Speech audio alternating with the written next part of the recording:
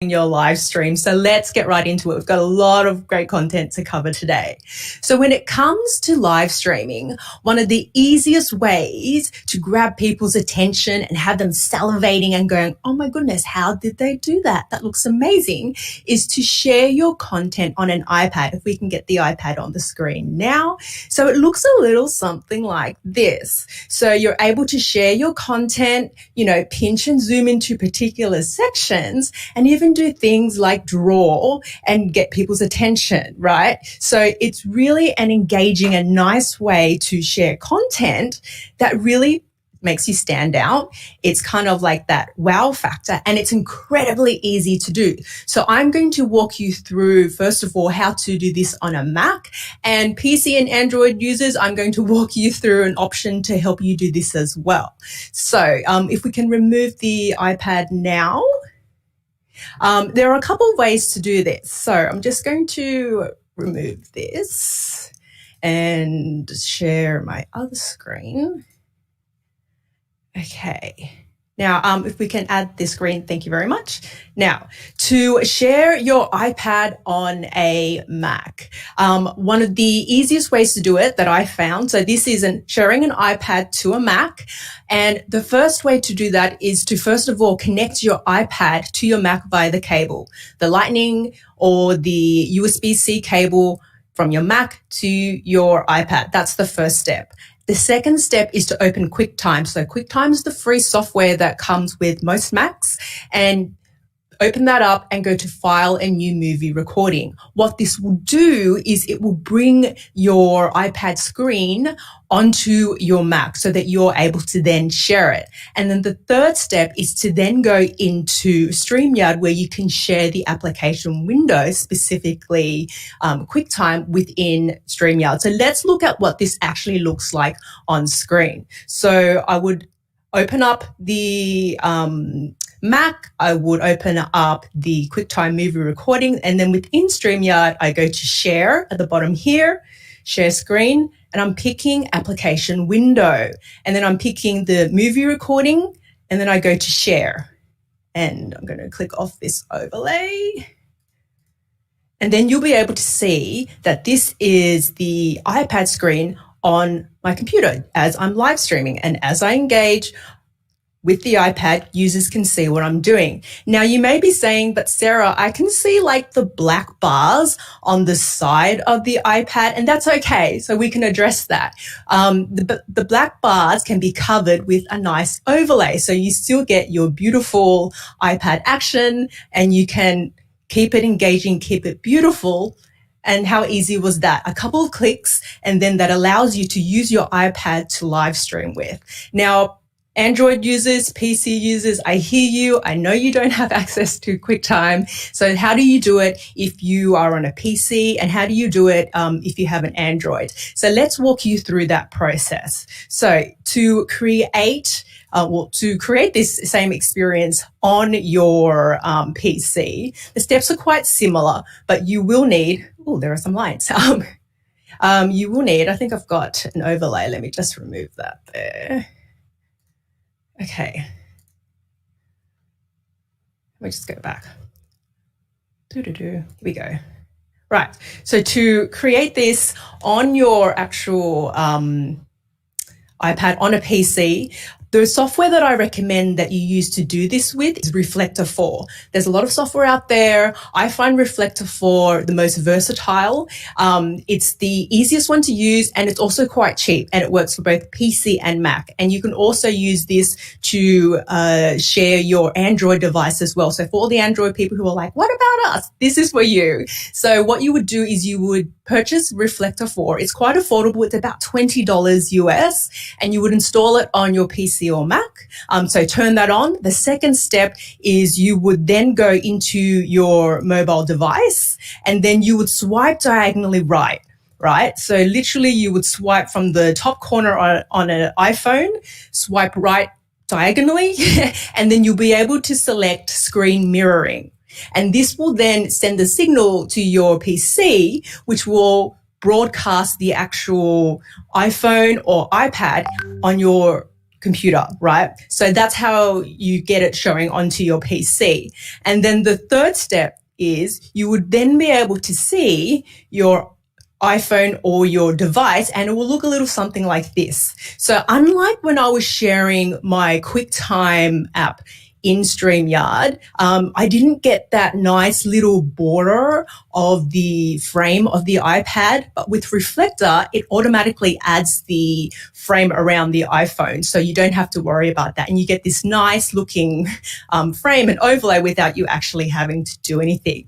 So that's how easy it is, right? So you're able to share your iPhone, you're able to share Android devices to your Mac and to your PC using those steps. So that's how simple it is. And that's hopefully wowed you a little bit, because I love iPads. There's something about, looking at content on an iPad that's just like, ooh, how did they do that? That's so sleek. And I get questions all the time of, how did they draw? How did she do that? And I've just shown you one of the easiest ways to make you look really pro without really too much effort. So that's the first feature that I wanted to cover today.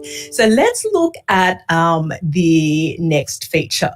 So the second thing that I'm going to talk about today is, let's just say that you're live streaming, and I'm all for having face to camera, and I'm all for talking heads, but sometimes you may want to break it up. So how can you have multiple cameras within your live stream without needing to invest in lots of equipment, or without having to invest in additional equipment?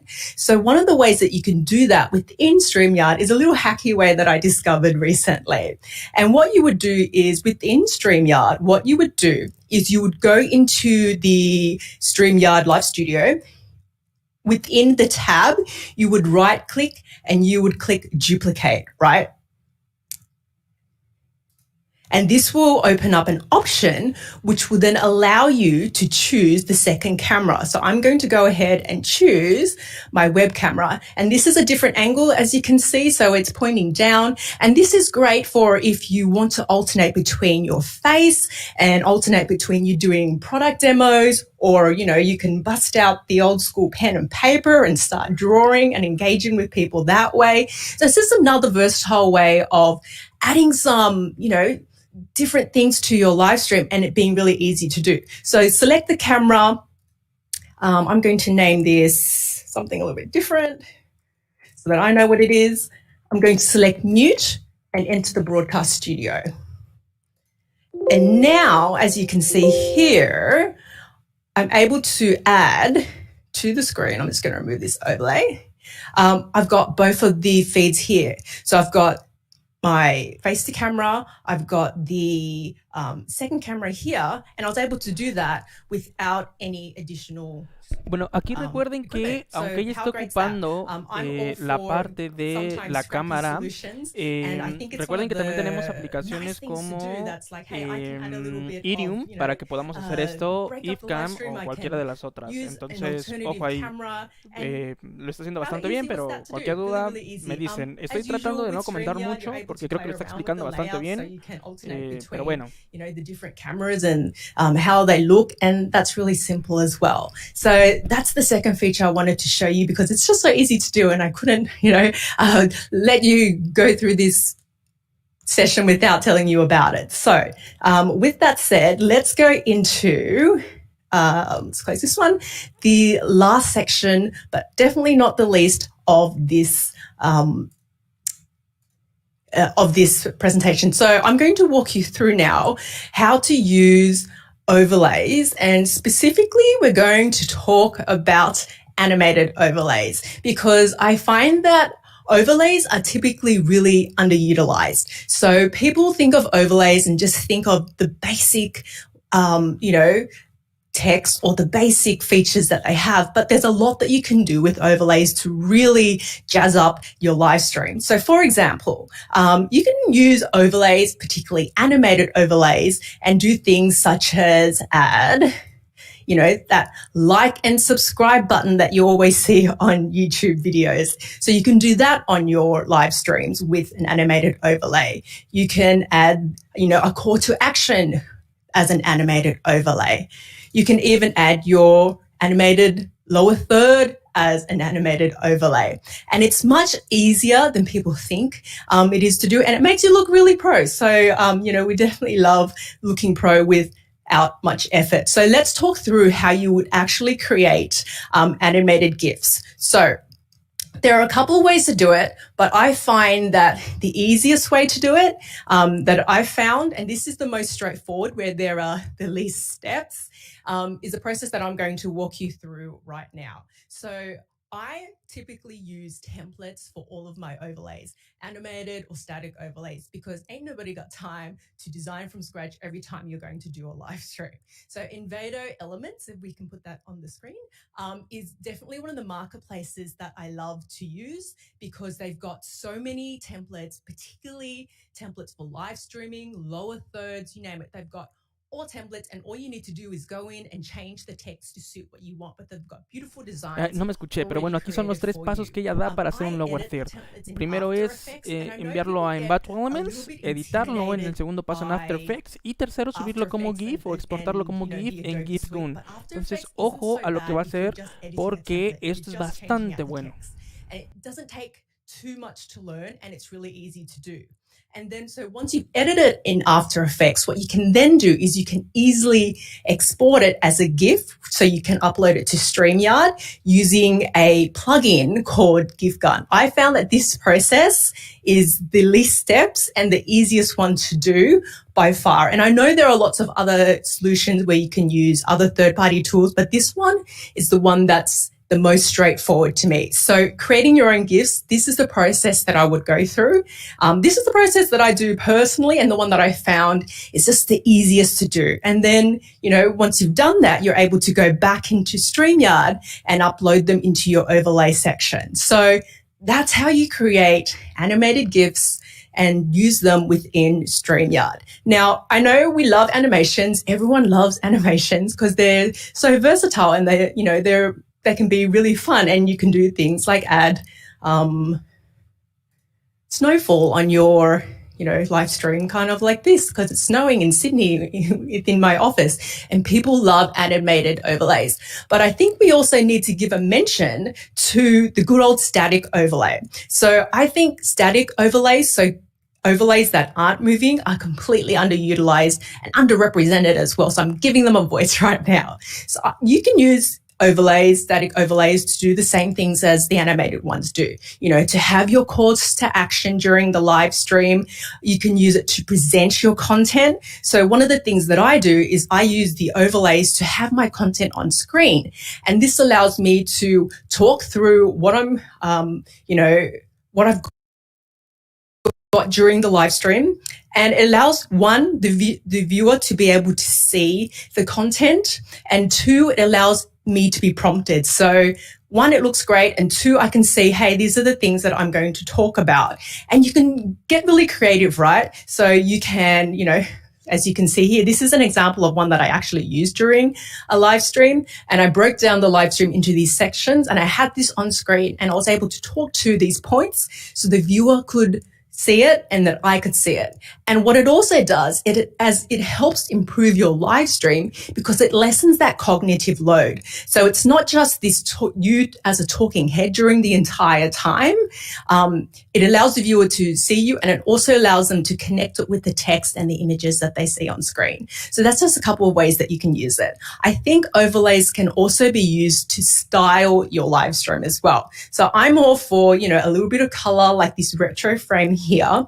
And one of the places that you can get overlays from is Streamer Templates, if we can put that on the screen now.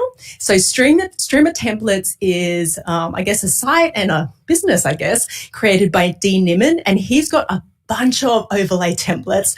This is one of them that you see right now, and it's just beautiful pre-made templates that you can customize. So there's beautiful designs that you can change the color of to suit your own brand, and they're just professionally done. So this is an example of another one, and it just adds that color and it styles your actual live stream. So Streamer Templates is definitely, a nice little hack where it's like, oh, how did they do that? It's like, I didn't do it. I purchased it and someone else did it for me. So you can purchase them easily from Streamer Templates, and they're quite affordable as well, given what they actually are. So I think that there's really two options when it comes to overlays. You can get someone else to do them for you and purchase them from Streamer templates. Or the second option is that you can go ahead and create them yourself. Now, I'm all for hacky ways of doing things that make you look as professional as possible. And when it comes to creating overlays, the tool that I use to do all of my design work for my overlays, if I am going to create it and not use a template, is Canva, right? So Canva is a really great design tool, and I love them because they've got a free and a paid version. And one of the hacks that I'm going to share today is if you want to create overlays, what you can do is within Canva, they have presentations as a design type. And you can go and select a presentation, and you can select components of that presentation and use that as your overlay. So you've already got beautiful designs, beautiful colors, and beautiful layouts. And all you need to do is modify it, remove the background, and then download it as a PNG, a transparent PNG. And that's how easy it is to create overlays within Canva. I find that with Canva, the paid version will get you through the most of what you need. But if you do want to create transparent PNGs, which you will need for overlays, that is a feature of their paid version, but it's definitely worth it because you get so many features. I could do a whole virtual summit just on Canva's features alone, but this is not that. So, definitely look into Canva, definitely look into their presentation. Ojo aquí porque lo que está diciendo es que puedes hacer estos layouts en la parte de Canva, pero recuerden que para hacer los layouts en Canva con fondo transparente tienen que ser Canva Pro. Ok, entonces ténganlo en cuenta porque si no son pro en Canva no van a poder poner el fondo transparente. Ya después les estaré dejando una página donde quizá puedan hacer el fondo transparente de lo que descarguen aquí en Canva, pero cuidado ahí. And it takes away so much of the guesswork, so much of the manual work of you trying to do it yourself. So that's probably the other biggest hack that I have when it comes to creating your own overlays. Now, I've got a couple of minutes left, so I'm going to quickly push through the last bit. Now, when it comes to overlays and backgrounds, the cousin to overlays is backgrounds. And I'm going to talk a little bit about backgrounds in the 2 minutes that I have left, because it's another way of adding that visual dynamic to your live stream. So I'm going to share an application window. Let's share the camera presentation. So I'm going to remove this frame now. So within StreamYard, you can also utilize the backgrounds. This layout. And you know, backgrounds are great. They add a little bit of color and they add personality to your live stream. Animated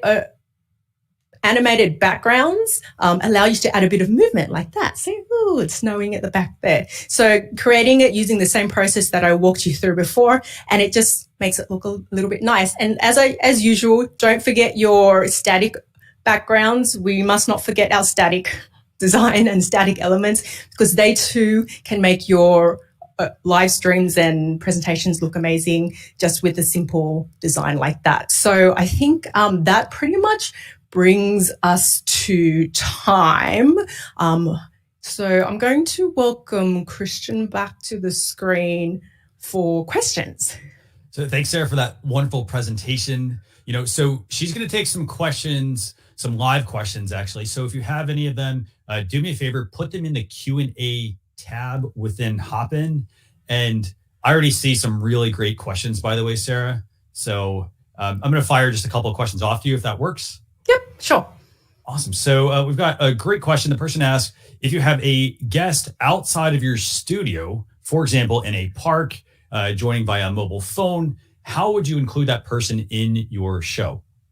Oh, I think if you use the layouts, it makes it really easy to do what you see on the screen at the moment. You can have multiple people brought in, whether you choose to have them, you know, side by side, or, you know, different sizing between the different guests. But I would use the StreamYard layouts to bring the guests in and present them that way. And I guess you could always alternate between them being on screen and you being on screen, depending on the content of your actual live stream. Definitely. And I want to add one quick point to that. They can also send them their guest link, and that will also allow them to be able to be brought in to their studio. Then they can switch to the layouts. So definitely check that one out. That's a good question. So I got another question here. Somebody wants to know, will you share some technical tips to optimize GIFs to use in StreamYard so that they meet not just the file size limits, but that they also play back smoothly and they have, nice edges and curves? Oh, some technical tips. GIF Gun is, I think, one of the best plugins to use with After Effects to create your GIFs. They've got lots of features in there that allow you to compress the GIF so that it meets the upload requirements. One of the things that I found that I think you've talked about in the past, Christian, is that with your file size, it's a bit sneaky. So you have the actual file size and there's the file size on disk, which may be larger. So you're able to right click typically on an image and see the file size, but it should also show you the size on disk, which is normally larger than what it is. So the limit is 3 megabytes, I think. And if you right click, you're able to see it might be like 3.2 or 3.3, and that will throw it. So that's probably some technical advice to make sure that it meets the requirement. But GIF Gun allows you to compress it. And I've always been able to compress even the most craziest of animations using GIF Gun, because I've got the ability for you to, compress it as much as you need. Pretty much. Fantastic. Yeah. And so we got a few other questions, actually. People were asking in terms of connecting an iPad, they wanted to know, are there any, what kind of iPad do they need to be able to do this? So they obviously need QuickTime. They need a Lightning to USB cable or whatever the connector is for the iPad. But what type of iPad do they need? I pretty much found that I've got an iPad that's about a year old, and it definitely works for the newer ones. But I've also got an iPad that's a bit older. It's about 5 years old, which is very old in the life of Mac and iPads, and that works as well. So I haven't seen this hasn't not worked for iPads that I've seen, and I've got an old one and a not old one. So I don't think it really matters which generation it is. It seems to just work. Yeah, and I'd also say, I know you were talking about a lot of this, but testing things. Yes. So, for example, if you happen to have an older iPad, test it out. It's literally just a matter of plugging it in, opening QuickTime, and going through those steps.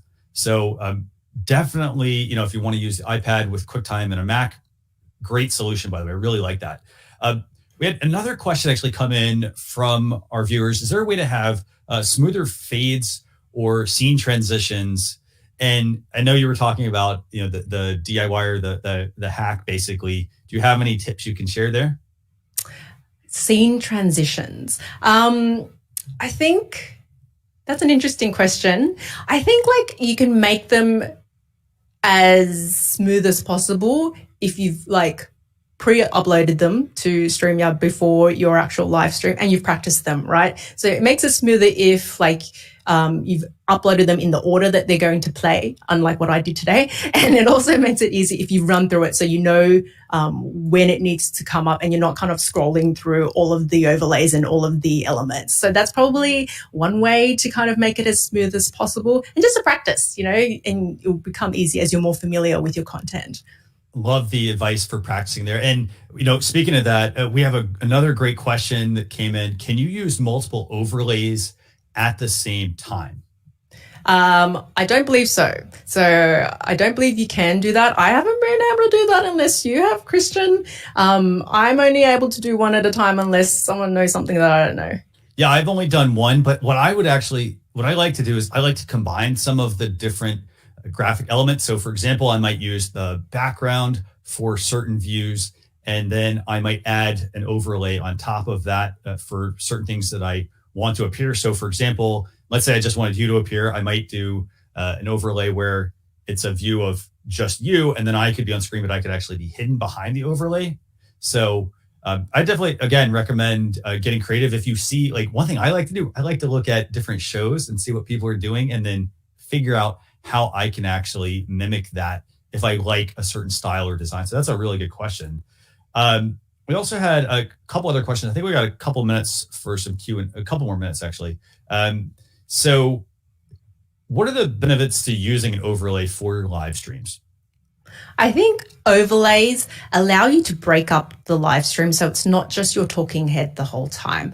And I talked a little bit about how, you know, they add that visual dynamic, but you also get the flexibility of being able to share your content via overlays as well. And that helps lessen the cognitive load of all of the information that you're trying to present. So those are probably the key things that I think overlays have. And they're all, you know, a little bit fun. Then they can showcase your personality a little bit. So I think like overlays definitely underrated, but a great tool to use.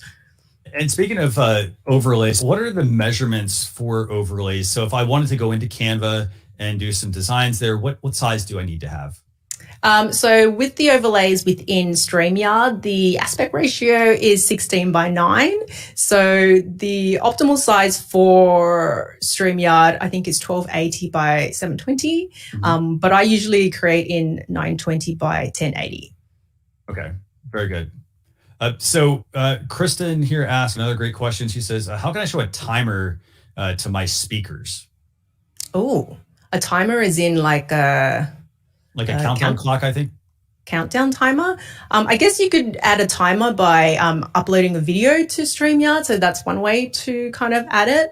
Alternatively, you could probably play a video, like use the StreamYard feature to play the video either on screen via a screen share. That's probably another way to do it as well. And I think in terms of using GIF Gun, for example, do they have the ability to also make an animated GIF of a countdown timer? You can. So I've seen animated templates for countdown timers that you would be able to then export via GIF Gun. Definitely, yeah. And I think actually a little bonus tip is that you can put the animated GIF in the logo section for those of you who want to actually create something.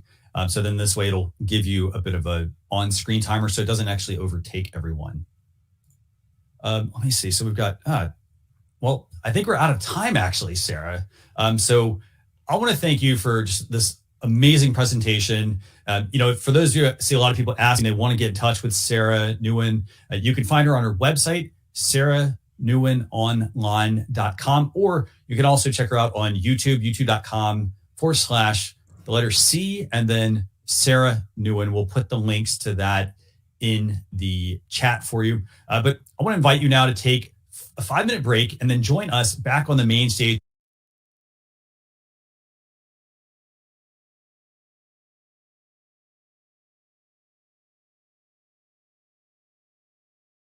for an amazing keynote with Amy Landino.